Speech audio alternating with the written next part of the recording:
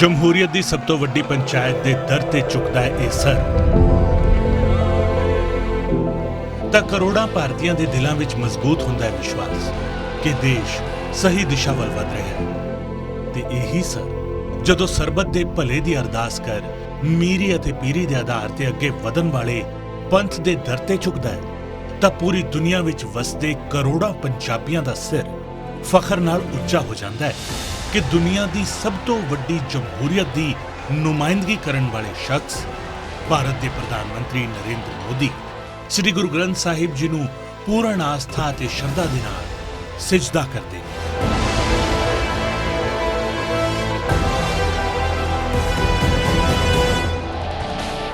ਸਾਲ 2014 ਵਿੱਚ ਭਾਜਪਾ ਦੀ ਅਗਵਾਈ ਵਾਲੇ ਗਠਜੋੜ ਦੀ ਸਰਕਾਰ ਦੇ ਕੇਂਦਰੀ ਵਜ਼ਾਰਤ ਸਾਂਭਣ ਤੋਂ ਬਾਅਦ ਪ੍ਰਧਾਨ ਮੰਤਰੀ ਨੇ ਇੱਕ ਵਾਰ ਨਹੀਂ ਸਗੋਂ ਕਈ ਵਾਰ ਪੰਜਾਬ ਅਤੇ ਪੰਜਾਬੀਅਤ ਨਾਲ ਆਪਣੇ ਗੂੜੇ ਰਿਸ਼ਤੇ ਨੂੰ ਨਾ ਸਿਰਫ ਸਵੀਕਾਰਿਆ ਸਗੋਂ ਇਸ ਰਿਸ਼ਤੇ ਦੀ ਗਰਮਾਹਟ ਦਾ ਸੁਨੇਹਾ ਪੰਜਾਬੀਆਂ ਤੱਕ ਪਹੁੰਚੇ ਇਸ ਗੱਲ ਨੂੰ ਵੀ ਯਕੀਨੀ ਬਣਾਇਆ।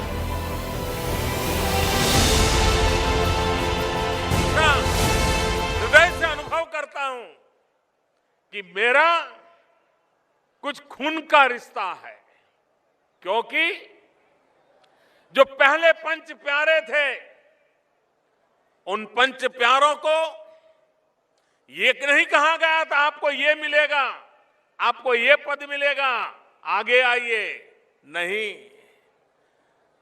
गुरु गोविंद सिंह महाराज साहब का कसौटी का मानदंड भी बड़ा ऊंचा रहता था। उन्होंने तो सर कटवाने के लिए निमंत्रण दिया था। हमेशा सानू इस गल दा मान है कि साडा प्रधानमंत्री सिख परंपरावां नूं केवल उन्हें सम्मान नहीं दिंदा उहदे विच रचदा भी है। वो आप गुरुद्वारे जांदे ने गुरबानी सुनते ने। एक बहुत वड्डी मैं समझना 8 साल की उपलब्धि है कि ऐसा प्रधानमंत्री सानू मिलिया। सरहदी सूबे ਅਤੇ ਦੇਸ਼ ਦੇ ਅੰਨਦਾਤਿਆਂ ਦੀ ਕਰਮ ਭੂਮੀ ਪੰਜਾਬ ਨੂੰ ਇਸ ਰਿਸ਼ਤੇ ਵਿੱਚ ਸਿਰਫ ਸ਼ਬਦਾਂ ਦੇ ਨਾਲ ਹੀ ਪ੍ਰਧਾਨ ਮੰਤਰੀ ਦੀ ਅਗਵਾਈ ਵਾਲੀ ਕੇਂਦਰ ਸਰਕਾਰ ਨੇ ਨਹੀਂ ਜੋੜਿਆ ਸਗੋਂ ਅਜਿਹੇ ਐਲਾਨ ਅਤੇ ਯੋਜਨਾਵਾਂ ਦੀ ਫਹਿਰਿਸਤ ਬਹੁਤ ਲੰਮੀ ਹੈ ਜਿਨ੍ਹਾਂ ਦਾ ਲਾਹਾ ਪੰਜਾਬ ਅਤੇ ਪੰਜਾਬੀਆਂ ਨੂੰ ਖਾਸ ਤੌਰ ਤੇ ਮਿਲਿਆ ਹੈ।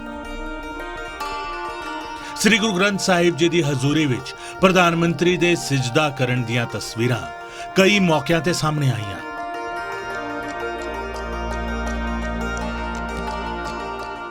ਤੇ ਇਨ੍ਹਾਂ ਚੋਂ ਸਭ ਤੋਂ ਅਹਿਮ ਸੀ ਉਸ ਅਰਦਾਸ ਦਾ ਕਬੂਲ ਹੋਣਾ ਜੋ ਦੁਨੀਆ ਦੇ ਹਰ ਕੋਨੇ ਵਿੱਚ ਵਸੇ ਸਿੱਖ ਕਈ ਚਿਰਾਂ ਤੋਂ ਕਰਦੇ ਆ ਰਹੇ ਸਨ।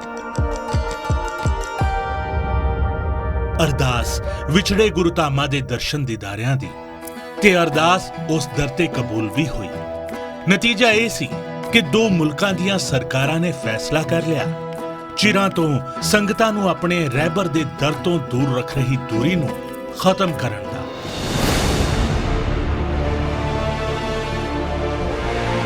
ਭਾਰਤ ਦੀ ਨਰਿੰਦਰ ਮੋਦੀ ਸਰਕਾਰ ਨੇ ਦੇਸ਼ ਦੀ ਵੰਡ ਵੇਲੇ ਸਿੱਖ ਭਾਈਚਾਰੇ ਨੂੰ ਮਿਲੇ ਇਸ ਅੱਲੇ ਜ਼ਖਮ ਤੇ ਮੱਲਮ ਲਗਾਇਆ ਅਤੇ ਤਿਆਰ ਹੋਇਆ ਸ੍ਰੀ ਕਰਤਾਰਪੁਰ ਸਾਹਿਬ ਕੋਰੀਡੋਰ। ਸਰਕਾਰ ਦੇ ਇਸ ਕਦਮ ਨੇ ਸੁਨਿਸ਼ਚਿਤ ਕੀਤਾ ਕਿ ਸ਼੍ਰੀ ਦਰਬਾਰ ਸਾਹਿਬ ਕਰਤਾਰਪੁਰ ਸਾਹਿਬ ਵਿੱਚ ਹਰ ਸਿੱਖ ਅਰਦਾਸ ਕਰ ਸਕੇ। ਗੁਰਦਾਸਪੁਰ ਦੇ ਡੇਰਾ ਬਾਬਾ ਨਾਨਕ ਤੋਂ ਸ੍ਰੀ ਕਰਤਾਰਪੁਰ ਸਾਹਿਬ ਲਾਂਘੇ ਦੇ ਵਿਕਾਸ ਦੀ ਪੂਰਨ ਪ੍ਰਕਿਰਿਆ ਨੂੰ ਨਾ ਸਿਰਫ ਪ੍ਰਧਾਨ ਮੰਤਰੀ ਨਰਿੰਦਰ ਮੋਦੀ ਨੇ ਖੁਦ ਮੋਨੀਟਰ ਕੀਤਾ ਸਗੋਂ ਇਸ ਪ੍ਰੋਜੈਕਟ ਦੇ ਲਈ 120 ਕਰੋੜ ਰੁਪਏ ਦੀ ਲਾਗਤ ਦੇ ਨਾਲ ਅਤ ਆਧੁਨਿਕ ਬੁਨਿਆਦੀ ਢਾਂਚਾ ਬਣਾਉਣ ਦੀ ਸੇਵਾ ਵੀ ਨਿਭਾਈ ਤੇ ਤਿਆਰ ਕਰਾਇਆ ਇੱਕ ਖਾਸ ਯਾਤਰੀ ਟਰਮੀਨਲ ਜਿਸ ਦੇ ਰਾਹੀਂ ਰੋਜ਼ਾਨਾ 15,000 ਸ਼ਰਧਾਲੂ ਦਰਸ਼ਨਾਂ ਲਈ ਜਾ ਸਕਦੇ ਨੇ।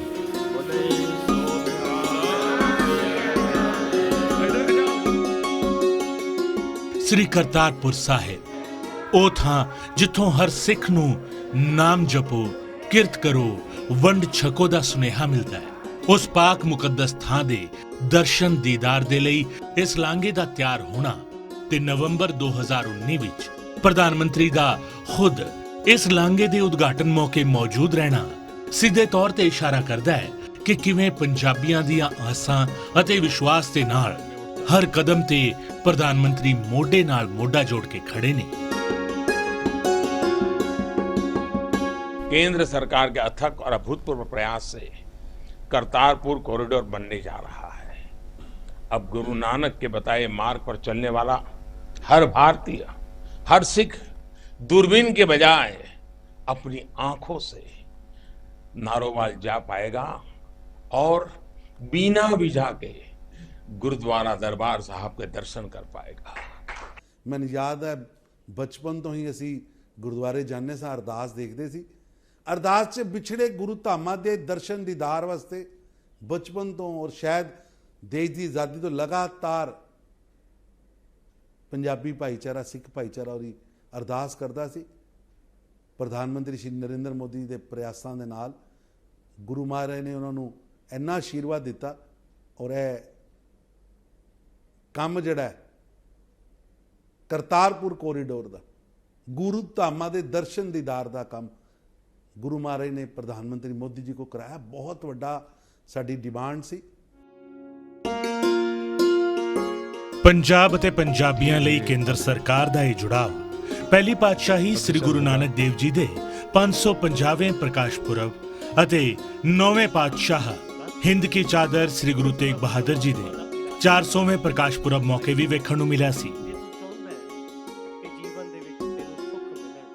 ਬੇਸ਼ੱਕ ਵੱਖ-ਵੱਖ ਥਾਵਾਂ ਤੇ ਇਹਨਾਂ ਖਾਸ ਮੌਕਿਆਂ ਦੇ ਲਈ ਸਮਾਗਮਾਂ ਦਾ ਪ੍ਰਬੰਧ ਕੀਤਾ ਗਿਆ ਸੀ, ਪਰ ਪ੍ਰਧਾਨ ਮੰਤਰੀ ਨੇ ਜਿਸ ਆਸਥਾ ਨਾਲ ਦੋਵੇਂ ਮੌਕੇ ਹਾਜ਼ਰੀ ਲਵਾਈ ਉਹ ਆਪਣੇ ਆਪ ਵਿੱਚ ਮਿਸਾਲ ਹੈ। ਕੇਂਦਰ ਸਰਕਾਰ ਵੱਲੋਂ ਚੁੱਕੇ ਗਏ ਕਦਮਾਂ ਦੀ ਗੱਲ ਕਰੀਏ ਤਾਂ ਸੁਲਤਾਨਪੁਰ ਲੋਧੀ, ਜਿਸ ਥਾਂ ਤੇ ਗੁਰੂ ਨਾਨਕ ਦੇਵ ਜੀ ਨੇ ਆਪਣੇ ਜੀਵਨ ਦਾ ਬਹੁਤਾ ਵਕਤ ਬਿਤਾਇਆ ਸੀ, ਇਸ ਸ਼ਹਿਰ ਨੂੰ ਵਿਰਾਸਤੀ ਸ਼ਹਿਰ ਵਜੋਂ ਵਿਕਸਿਤ ਕਰਨ ਦਾ ਫੈਸਲਾ ਲਿਆ ਗਿਆ। ਇਹ ਨਹੀਂ, ਸ੍ਰੀ ਗੁਰੂ ਨਾਨਕ ਦੇਵ ਜੀ ਦੇ ਨਾਲ ਜੁੜੇ ਅਸਥਾਨਾਂ ਚੋਂ ਲੰਘਣ ਵਾਲੀ ਸਪੈਸ਼ਲ ਟ੍ਰੇਨ ਹਫ਼ਤੇ ਵਿੱਚ 5 ਦਿਨਾਂ ਲਈ ਸ਼ੁਰੂ ਕੀਤੀ ਗਈ। ਦੇਸ਼ ਦੇ ਖਜ਼ਾਨਾ ਮੰਤਰੀ ਨੇ ਖਾਸ ਤੌਰ ਤੇ ਸੋਨੇ ਅਤੇ ਚਾਂਦੀ ਦੇ ਯਾਦਗਾਰੀ ਸਿੱਕੇ ਜਾਰੀ ਕੀਤੇ। ਕੁਝ ਅਜਿਹੀ ਹੀ ਤਸਵੀਰ ਸ੍ਰੀ ਗੁਰੂ ਤੇਗ ਬਹਾਦਰ ਜੀ ਦੇ 400ਵੇਂ ਪ੍ਰਕਾਸ਼ ਪੁਰਬ ਦੇ ਮੌਕੇ ਲਾਲ ਕਿਲੇ ਤੋਂ ਵੀ ਵੇਖਣ ਨੂੰ ਮਿਲੀ, ਜਿੱਥੋਂ ਗੁਰੂ ਸਾਹਿਬਾਨ ਦੇ ਬਲਿਦਾਨ ਨੂੰ ਸਮਰਪਿਤ ਯਾਦਗਾਰੀ ਸਿੱਕੇ ਜਾਰੀ ਕਰਨ ਵੇਲੇ ਪ੍ਰਧਾਨ ਮੰਤਰੀ ਮੋਦੀ ਨੇ ਕਿਹਾ ਕਿ ਇਸ ਨੂੰ ਉਹ ਗੁਰੂ ਸਾਹਿਬ ਦੀ ਵੱਡੀ ਕਿਰਪਾ ਮੰਨਦੇ ਨੇ ਕਿ ਉਹਨਾਂ ਨੂੰ ਇਹ ਮੌਕਾ ਮਿਲਿਆ ਹੈ।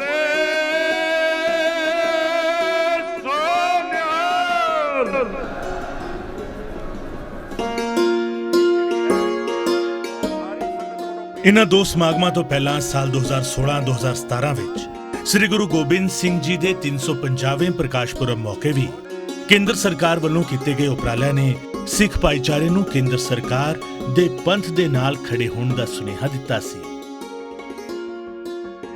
ਸਿਰਫ ਧਾਰਮਿਕ ਹੀ ਨਹੀਂ, ਸਮਾਜਿਕ ਪੱਧਰ ਤੇ ਵੀ ਪੰਜਾਬੀਆਂ ਲਈ ਕੇਂਦਰ ਸਰਕਾਰ ਨੇ ਜਿਹੜੇ ਕਦਮ ਚੁੱਕੇ ਨੇ ਉਹਨਾਂ ਦਾ ਜ਼ਿਕਰ ਕੀਤਾ ਜਾਣਾ ਲਾਜ਼ਮੀ ਹੈ ਤੇ ਅਜਿਹੇ ਫੈਸਲਿਆਂ ਤੋਂ ਸਭ ਤੋਂ ਉੱਪਰ ਹੈ ਕਾਲੀ ਸੂਚੀ ਦਾ ਖਾਤਮਾ।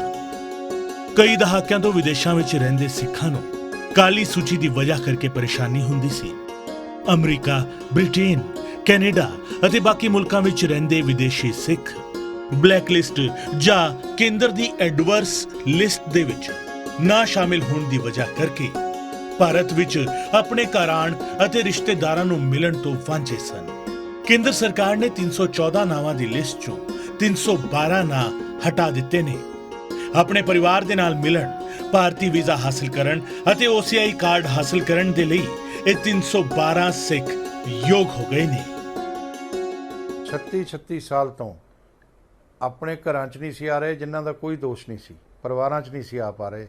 ਮੋਦੀ ਜੀ ਨੇ ਉਹ ਕਾਲੀ ਸੂਚੀ ਖਤਮ ਕਰ ਦਿੱਤੀ ਔਰ ਬਿਨਾਂ ਕਿਸੇ ਦੀ ਡਿਮਾਂਡ ਕੀਤੇ ਤੋਂ। ਇਹ ਬਹੁਤ ਬੜੀ ਗੱਲ ਉਹਨਾਂ ਨੇ ਕੀਤੀ। ਕਾਲੀਆਂ ਸੂਚੀਆਂ ਦੀ ਸਮਾਪਤੀ 80-90 ਦੇ ਦਸ਼ਕ 'ਚ ਜਿਹੜੇ ਲੋਕ ਬਾਹਰ ਗਏ ਸੀ, ਉਹ ਕਾਲੀਆਂ ਸੂਚੀਆਂ ਚਲਦੀਆਂ ਆ ਰਹੀਆਂ ਸੀ।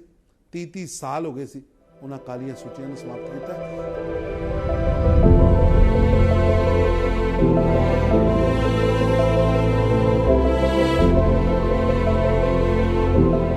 1984 ਦਾ ਸਾਲ ਸਿੱਖ ਭਾਈਚਾਰਾ ਕਦੇ ਵੀ ਨਹੀਂ ਭੁੱਲ ਸਕਦਾ।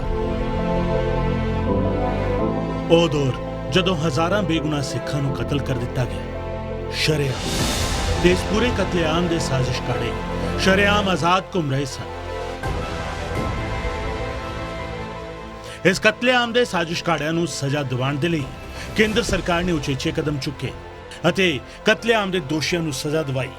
ਪਰ ਇਹ ਪ੍ਰਕਿਰਿਆ ਇੰਨੀ ਸੌਖੀ ਨਹੀਂ ਸੀ। ਕੇਂਦਰ ਸਰਕਾਰ ਨੇ ਪਹਿਲਾਂ ਸਾਰੇ ਮਾਮਲਿਆਂ ਦੀ ਜਾਂਚ ਮੁੜ ਖੁਲਵਾਈ, ਫਿਰ ਸਿੱਖ ਵਿਰੋਧੀ ਦੰਗਿਆਂ ਦੀ ਜਾਂਚ ਦੇ ਲਈ SIT ਬਣਾਈ ਗਈ ਤੇ ਇੱਕ ਮਜ਼ਬੂਤ SIT ਨੇ ਤਾਜ਼ਾ ਜਾਂਚ ਦੇ ਵਿੱਚ 300 ਮਾਮਲੇ ਅਗਲੇਰੀ ਜਾਂਚ ਦੇ ਲਈ ਮੁੜ ਖੋਲੇ।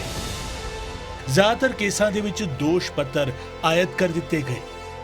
SIT ਨੇ 3 ਸਾਲਾਂ ਵਿੱਚ ਹੀ ਮੁਲਜ਼ਮ ਦੋਸ਼ੀ ਕਰਾਰ ਦੇ ਦਿੱਤੇ। ਇਹਨਾਂ ਚੋਂ ਯਸ਼ਪਾਲ ਸਿੰਘ ਨੂੰ ਫਾਂਸੀ ਤੇ ਨਰੇਸ਼ ਸਹਿਰਾਵਤ ਨੂੰ ਉਮਰ ਕੈਦ ਦੀ ਸਜ਼ਾ ਸੁਣਾਈ ਗਈ। CBI ਨੇ ਸਾਲ 2018 ਵਿੱਚ ਅਦਾਲਤ ਦੇ ਵਿੱਚ ਸੱਜਣ ਕੁਮਾਰ ਨੂੰ ਦੋਸ਼ੀ ਸਾਬਿਤ ਕਰ ਦਿੱਤਾ ਤੇ ਸੱਜਣ ਕੁਮਾਰ ਨੂੰ ਅਦਾਲਤ ਨੇ ਇਸ ਮਾਮਲੇ ਵਿੱਚ ਉਮਰ ਕੈਦ ਦੀ ਸਜ਼ਾ ਸੁਣਾਈ। ਤੇ ਜਸਟਿਸ ਡਿਲੇਡ ਜਸਟਿਸ ਡਿਨਾਈਡ, ਉਸ ਵੇਲੇ ਸਬੂਤ ਨਸ਼ਟ ਹੋ ਜਾਂਦੇ ਆ, ਸਜ਼ਾ ਨਹੀਂ ਹੁੰਦੀ, ਪਰ ਫਿਰ ਵੀ ਸਜ਼ਾ ਦਿਲਵਾਈ। 1984 ਚ ਜਿਹੜੀ ਸਿੱਖ ਕਤਲੋਗਾਰਤ ਪੂਰੇ ਦੇਸ਼ 'ਚ ਹੋਈ ਸੀ, ਔਰ ਖਾਸ ਤੌਰ ਤੇ ਦਿੱਲੀ ਦੇ ਅੰਦਰ, ਦਿੱਲੀ ਦੀਆਂ ਗਲੀਆਂ ਦਾ ਖੂਨ ਨਾਲ, ਸਿੱਖਾਂ ਦੇ ਖੂਨ ਨਾਲ ਰੰਗੀਆਂ ਗਈਆਂ ਸੀ। ਘਰ ਸਾੜੇ ਗਏ ਸੀ, ਗੁਰਦੁਆਰੇ ਸਾੜੇ ਗਏ ਸੀ।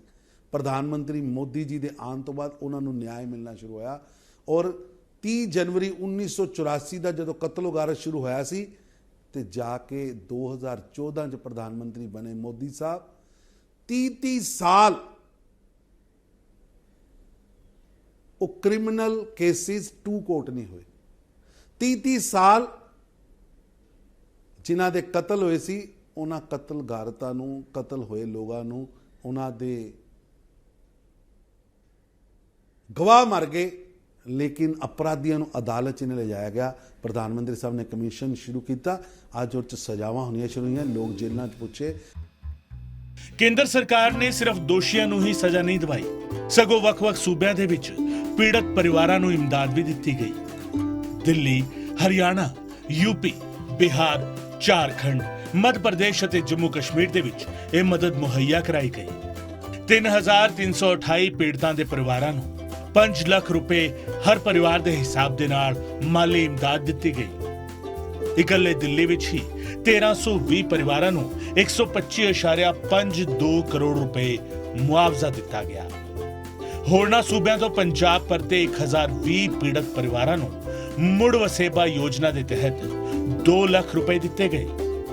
या फिर गुरु नानक देव जी, हमारे हर गुरु ने न्याय के साथ खड़े होने का सबक दिया है। उनके बताए मार्ग पर चलते हुए आज केंद्र सरकार 1984 में 1984 में शुरू हुए अन्याय के दौर को न्याय तक पहुंचाने में जुटी है। दशकों तक माताओं ने, बहनों ने, बेटे बेटियों ने जितने आंसू बहाए हैं, उन्हें पहुंचने का काम, उन्हें न्याय दिलाने का काम अब कानून करेगा। ਕੇਂਦਰ ਸਰਕਾਰ ਨੇ ਨਾ ਸਿਰਫ ਦੇਸ਼ ਵਿੱਚ ਸਿੱਖਾਂ ਦਾ ਕਤਲੇਆਮ ਕਰਨ ਵਾਲਿਆਂ ਨੂੰ ਅੰਜਾਮ ਤੱਕ ਪਹੁੰਚਾਇਆ, ਸਗੋਂ ਆਜ਼ਾਦੀ ਤੋਂ ਪਹਿਲਾਂ ਅੰਗਰੇਜ਼ੀ ਸਰਕਾਰ ਵੱਲੋਂ ਕੀਤੇ ਗਏ ਇਸ ਤੋਂ ਵੀ ਭਿਆਨਕ ਹੱਤਿਆਕਾਂਡ ਦੇ ਗਵਾਹ ਜਲਿਆਂਵਾਲਾ ਬਾਗ ਦੀ ਨੁਹਾਰ ਨੂੰ ਬਦਲ ਕੇ ਇਸ ਨੂੰ ਵੀ ਇੱਕ ਨਵੀਂ ਸ਼ਕਲ ਦਿੱਤੀ। ਇਸ ਪੂਰੀ ਥਾਂ ਨੂੰ ਕੌਮੀ ਯਾਦਗਾਰ ਵਜੋਂ ਉਸਾਰਨ ਦੇ ਲਈ ਜਲਿਆਂਵਾਲਾ ਬਾਗ ਰਾਸ਼ਟਰੀ ਯਾਦਗਾਰ ਸੋਧ ਬਿੱਲ 2019 ਲਿਆਂਦਾ ਗਿਆ। ਇਸ ਪੂਰੀ ਥਾਂ ਨੂੰ ਕੌਮੀ ਯਾਦਗਾਰ ਵਜੋਂ ਉਸਾਰਨ ਦੇ ਲਈ ਜਲਿਆਂਵਾਲਾ ਬਾਗ ਰਾਸ਼ਟਰੀ ਯਾਦਗਾਰ ਸੋਧ ਬਿੱਲ 2019 ਵੀ ਲਿਆਂਦਾ ਗਿਆ। ਇਸ ਘਟਨਾ ਦੇ ਸ਼ਤਾਬਦੀ ਵਰ੍ਹੇ ਦੌਰਾਨ ਸ਼ਹੀਦਾਂ ਦੀਆਂ ਕੁਰਬਾਨੀਆਂ ਨੂੰ ਨਮਨ ਕਰਨ ਦੇ ਲਈ ਲੋਕ ਸਭਾ ਦੇ ਵਿੱਚ ਇਹ ਬਿੱਲ ਪਾਸ ਕੀਤਾ ਗਿਆ ਅਤੇ ਸਾਲ 2020 ਵਿੱਚ ਪ੍ਰਧਾਨ ਮੰਤਰੀ ਨੇ ਇੱਕ ਸ਼ਾਨਦਾਰ ਸਮਾਗਮ ਦੇ ਰਾਹੀਂ ਇਹ ਯਾਦਗਾਰ ਦੇਸ਼ ਵਾਸੀਆਂ ਨੂੰ ਸਮਰਪਿਤ ਕੀਤੀ।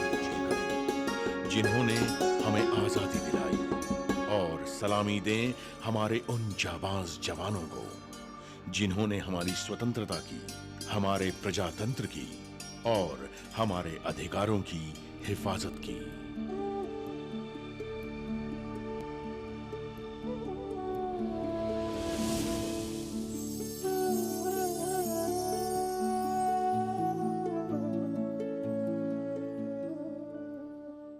तेरह अप्रैल 1919 के वो 10 मिनट हमारी आजादी की लड़ाई की वो सत्य गाथा, चीर गाथा बन गए, जिसके कारण आज हम आजादी का अमृत महोत्सव मना पा रहे हैं। ਕੇਂਦਰ ਦੀ ਭਾਜਪਾ ਸਰਕਾਰ ਵੱਲੋਂ ਪੰਜਾਬ ਅਤੇ ਪੰਜਾਬੀਆਂ ਦੇ ਹੱਕ ਵਿੱਚ ਚੁੱਕੇ ਗਏ ਕਦਮਾਂ ਦੀ ਇਹ ਤਾਂ ਸਿਰਫ ਇੱਕ ਝਾਂਕੀ ਹੈ। ਪੰਜਾਬ ਦੀ ਹਰ ਪੱਖੀ ਤਰੱਕੀ ਦੇ ਲਈ ਕੀਤੇ ਗਏ ਫੈਸਲਿਆਂ ਦੀ ਫਹਿਰਿਸਤ ਦੇ ਨਾਲ-ਨਾਲ ਪੂਰੀ ਦੁਨੀਆ ਵਿੱਚ ਵਸਦੇ ਸਿੱਖਾਂ ਦੇ ਨਾਲ ਪ੍ਰਧਾਨ ਮੰਤਰੀ ਦੀਆਂ ਮੁਲਾਕਾਤਾਂ ਅਤੇ ਕੇਂਦਰ ਸਰਕਾਰ ਵੱਲੋਂ ਕੌਮਾਂਤਰੀ ਪੱਧਰ ਤੇ ਚੁੱਕੇ ਗਏ ਕਦਮਾਂ ਦਾ ਜ਼ਿਕਰ ਅਜੇ ਬਾਕੀ ਹੈ।